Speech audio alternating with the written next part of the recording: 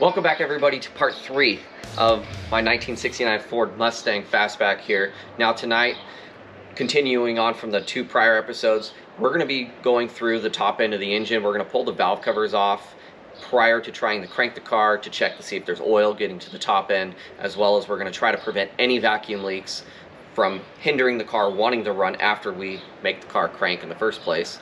And we're also going to be bolting that carburetor down to the intake manifold. And if you want to come in closer here, I'll give you an idea of what's going on here tonight. So, carburetor's off to the side. Got some rags stuffed down in the intake manifold right now. But I gotta take these bolts off, get the valve covers off. Obviously, we're gonna check for oil.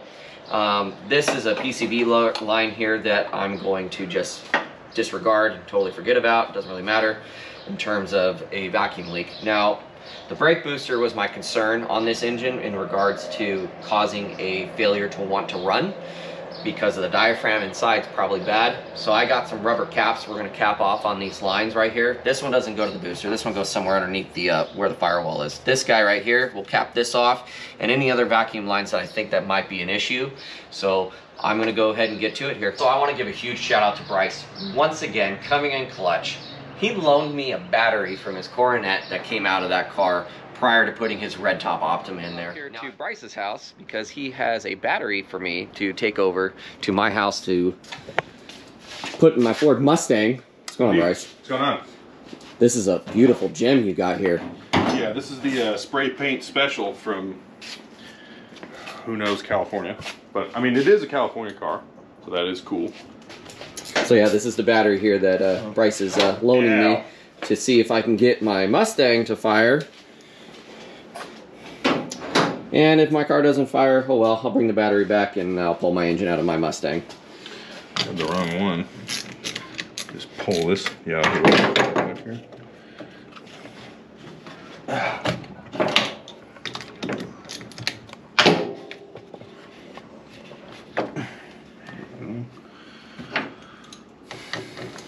Now I've had this battery on the charger for the last couple days, and finally it's on the maintaining stage because that battery is pretty shot and dead, but it has fully recharged itself and it actually is showing that it's a good battery. And so we're gonna go ahead and take my tools that I've already laid out to the side here, and we're going to start removing the bolts on the valve covers to make sure that the oil will be coming to the top end. Now, I'm going to be as careful as I can because there's a lot of debris still. Even though I vacuumed out everything I could, there's still a lot of debris in the valley of the intake. I don't want to get anything inside where the rockers are, but we're going to do the best we can here to prevent that. They're loose. Not surprised.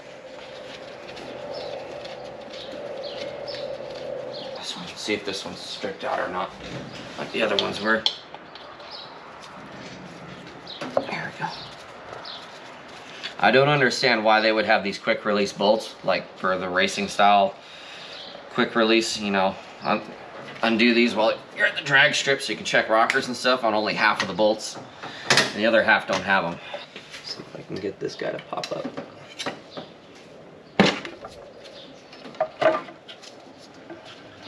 Take a look at the top end.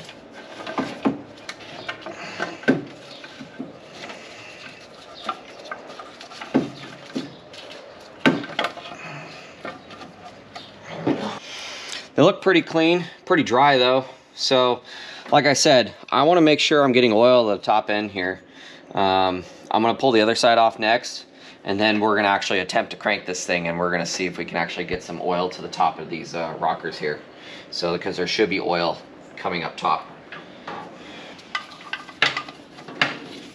Nice and tight.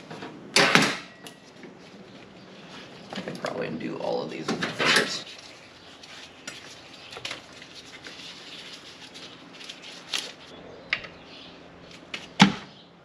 Like that. This little pop. Just like the other side, we're gonna get this car to crank, and hopefully we're gonna get oil starting to come up. So we already got the positive and negative terminal hooked up here. Now the next step, obviously, we already figured out the fact that the bolts weren't that bad to get out for the valve covers. I already disconnected the Mallory here, so that way there's no power going up to the distributor. So now the fun part happens. We're gonna see if this car will crank. because I got everything hooked up.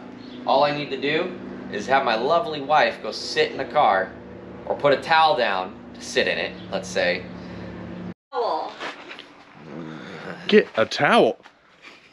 Get in the damn car. Good grief, a towel. It's a little bit of foam. Oh, you're fine. And see if she can get the car to start cranking for me. You having some trouble over there? Don't get me in the camera.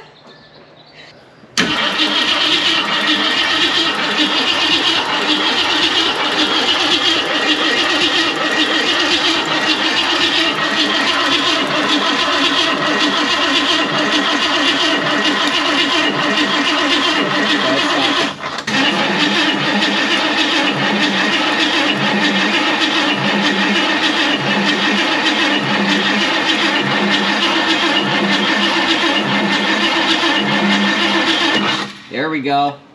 Got some oil coming out of this one right here. Got some oil. Let's check the other side. No oil out of these ones. Oh, just a little bit on this one right here. Got oil out for 2 of the rockers. Let's go again.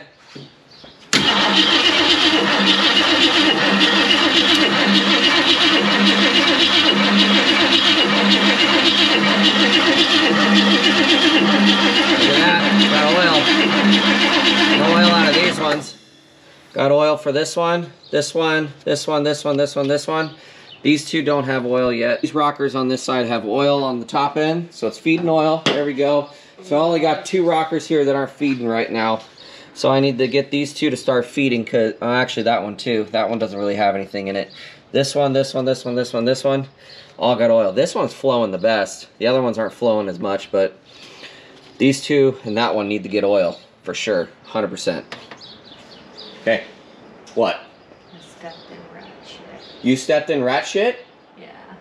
Yeah! I got oil on all the rockers, so it's feeding oil on the top end, so we got a good oil pump. Now, while we're also cranking it, I can hear this thing sparking.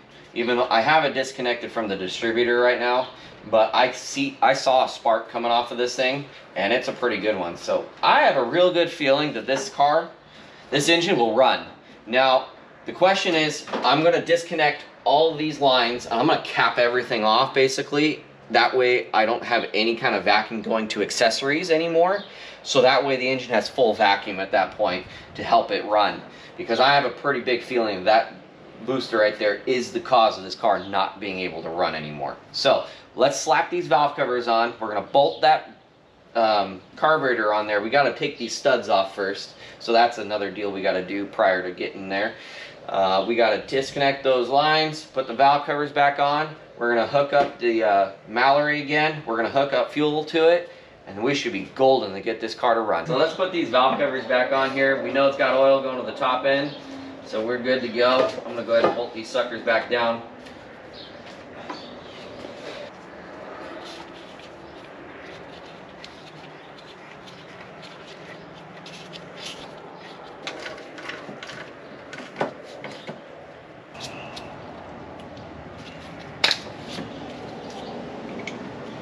Just snug as a bug. Just enough so that way I can run the cart just for a couple minutes.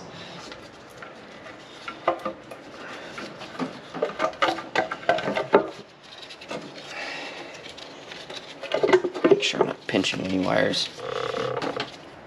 Okay. Okay. Good enough. I already did one stud here earlier, and I gotta remove these other 3 because the ones I got were shorter, so I couldn't run this spacer for the PCB. That's absolutely okay.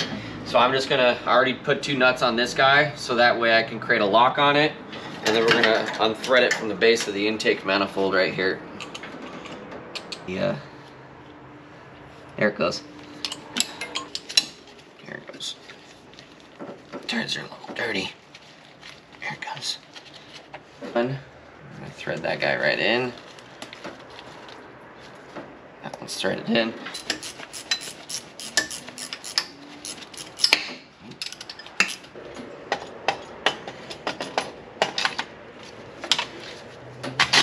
Okay. Now I already cleaned this carburetor out, so I mean, it's gonna do the best it can be, you know. I'm not too worried about it. I don't even know if this carburetor is gonna work or not, to be honest. If it doesn't, game over. Alright, so where we left off at was the fact that we had to hook up some caps for the vacuum lines to make sure that the engine's not pulling any vacuum from any accessories like the brake booster, or I got this one vacuum line back here. I don't have a cap for that particular line, so I actually have a pair of vice grips around here. They're actually right here.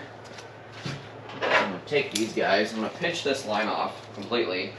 That way, it's not going to pull any vacuum from it and have a possible leak. So there's that line's pinched off. Now if you come closer here,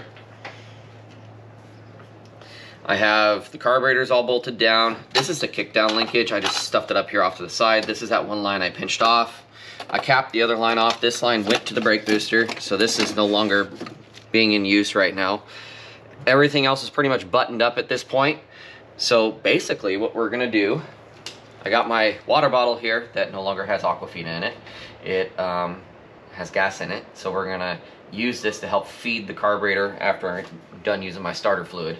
So we're gonna give this a shot and see if it cracks off or not, because I hooked the distributor back up from the Mallory ignition. We got oil, so all I need to do is add a little bit of fuel to the fire here, and it should run. Okay. Move. Okay. All right. Go ahead and crack off. Let's go.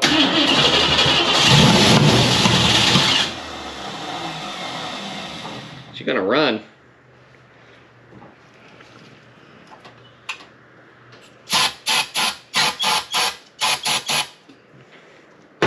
Okay, go ahead.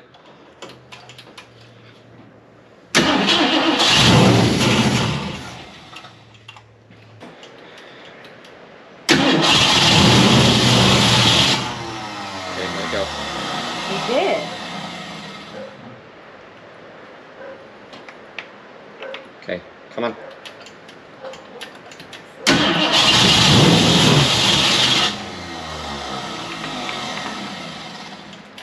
Go ahead.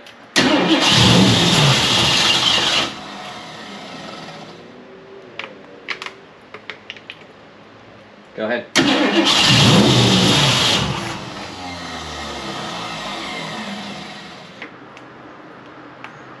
Okay, let's try again.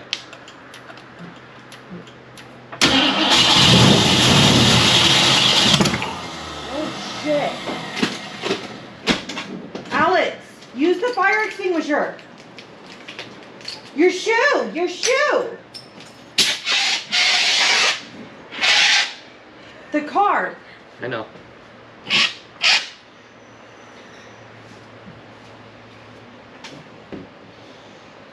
A little backfire through the carburetor. I'll give this another go here. The other night I nearly lost my eyebrows. They're still here. Alright, so no need to worry about this gorgeous face of mine. It is absolutely okay. So, I'm gonna give this another go. The fuel bowl is filled. The accelerator pump is working. It has a slight little leak off the accelerator pump right now. I don't have a spare gasket for it. My Holley double pumper gaskets will not fit appropriately. So I'm gonna go ahead and put a wet rag underneath it that's absolutely drenched in water to help dilute the fuel that's kind of dripping out of it, to prevent anything from happening, of course. And we're gonna go ahead and give this a go here. Shot here. Okay. Yep.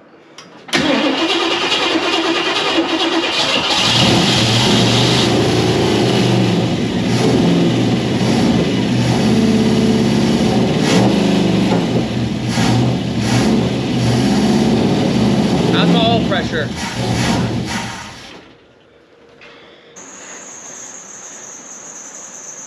Okay. Well, let's try that again. Again? Yep.